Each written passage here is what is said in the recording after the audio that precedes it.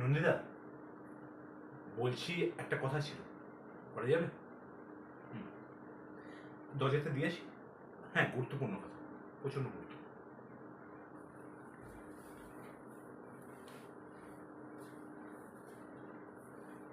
হ্যাঁ নন্দিতা, কথা হচ্ছে আপনাকে কে বলতে বলেছে মিডিয়ার সামনে যে দল আমাকে সমস্ত পদ থেকে বহিষ্কার করছে? মনে রাখবেন, আপনাকে মুখ্যমন্ত্রী বানিয়েছি আমি। আপনি মুখ্যমন্ত্রী হয়েছেন আপনার যোগ্যতায় নয়, আমি করে রেখেছি তাই,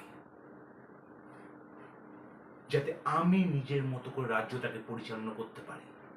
আপনি শুধুমাত্র একজন মুখ, পেছনের সেনাপতিটা কিন্তু আমি। আরে আপনি এই মুহূর্তে মিডিয়ার সামনে গিয়ে ঘোষণা করবেন যে বরুণ রায়ের সমস্ত পদ আবার ফিরিয়ে দেওয়া হলো।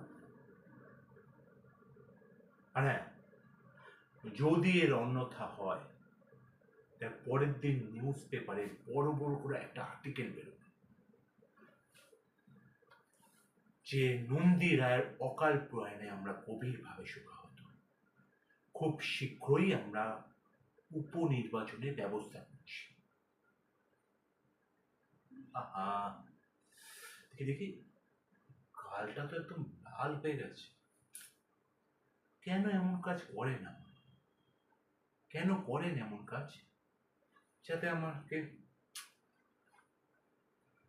যাই হোক, এই ওনাকে মেকআপ আর্টিস্টের কাছে নিয়ে যাও। যান, সুন্দর করে মেকআপ করে মিডিয়ার সামনে সুন্দর করে স্টেটমেন্ট দিন, কেমন?